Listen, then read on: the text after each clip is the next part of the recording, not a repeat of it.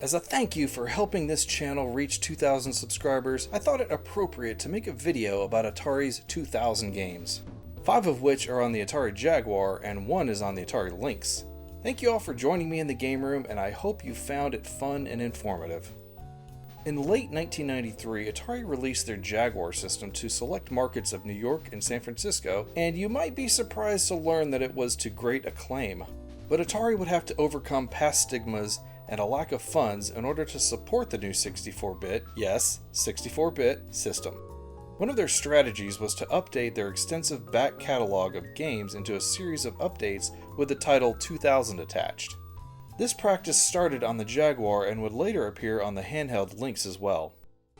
For our first game, let's discuss that Lynx game titled Battlezone 2000. Battlezone started out as an arcade game where you roam a barren land in search of tanks to destroy.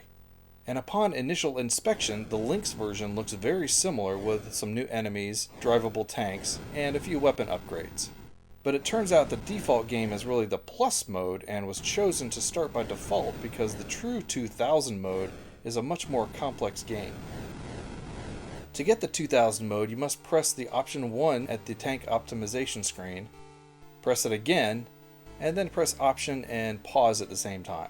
In this version, you will see an extensive map of stages with fully rendered backgrounds, new enemies, new tanks with upgrades that must be applied, more weapons, and a generally more robust experience. If you can find a copy, get it as it's one of the more rare Lynx games.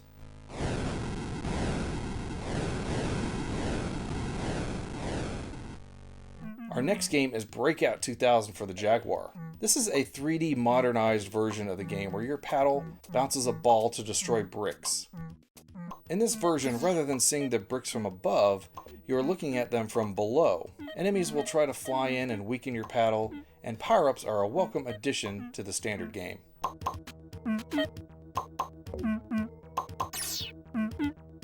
It also has an interesting 2-player mode where the ball will loop from one playfield to the next. Reviews for the title were mixed, but I for one am thankful that Telegames was able to release it after the Jaguar was discontinued.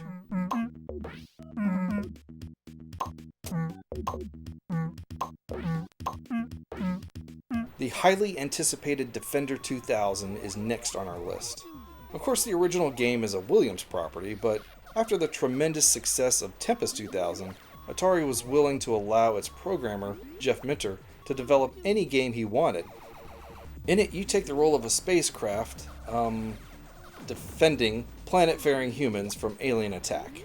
New aliens, backgrounds, weapons, and an amazing soundtrack are the highlights of this update.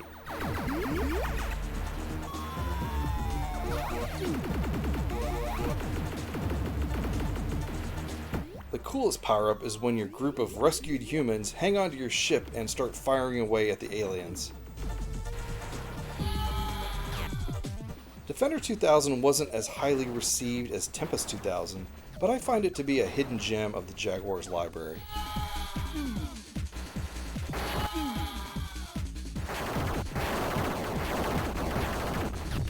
Our next game is yet another that almost didn't get released, and that's Space War 2000. In this psychedelic update of the classic 2D space combat game, you fly your ship in 3D space, shooting other ships in 3D space.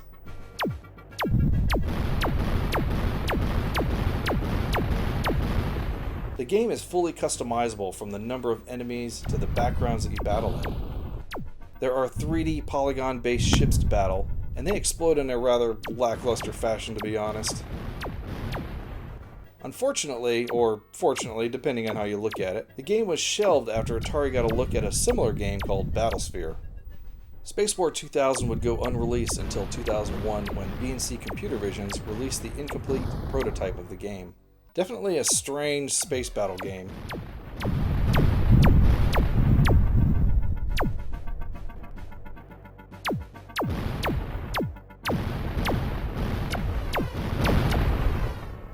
Our next game is called Missile Command 3D, but it was originally titled Missile Command 2000. This game was to be the first of Atari's games for their VR helmet. And while the helmet was never released, thankfully the game was, and it's very impressive, particularly the VR mode.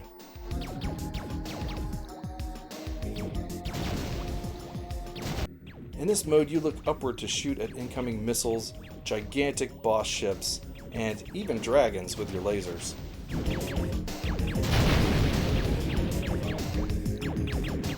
There are several different areas to protect, including the underwater base, the sky base, and the space base, which I can never quite get to.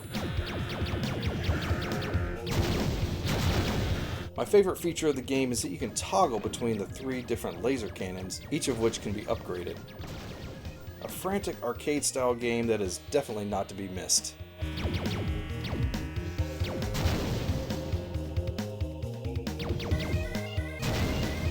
Finally, let's talk about the game that started this whole 2000 kick in the first place, Tempest 2000 for the Jaguar.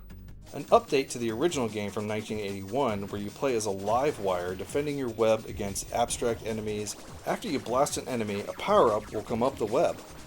Increased firepower, an AI droid, and jumping abilities will be granted for collecting them. If you grab enough power-ups, you'll be taken to one of 3 bonus levels where you can skip to later levels.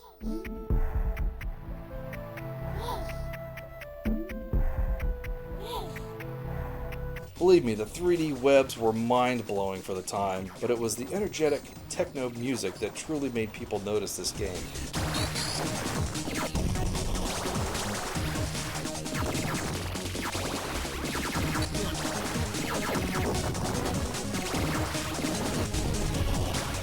An incredible game that continues to live on in sequels and adaptations for other systems, the most recent being Tempest 4000 for the PS4 and Xbox One.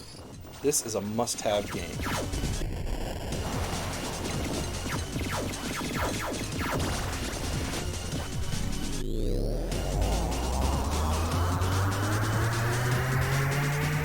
So there you have it, 6 of Atari's 2000 games. Well, kind of. A hit or miss set of remarkable games for the Jaguar and the Lynx. If you enjoyed this video, please click the like, share, and subscribe button so that you'll be notified for future videos. Thanks again for the support you've shown this channel and getting it to 2,000 subscribers. I truly appreciate it. Now remember to do your part and keep classic gaming alive. What do I think? I don't know. What's the use of even trying? You can't get a break.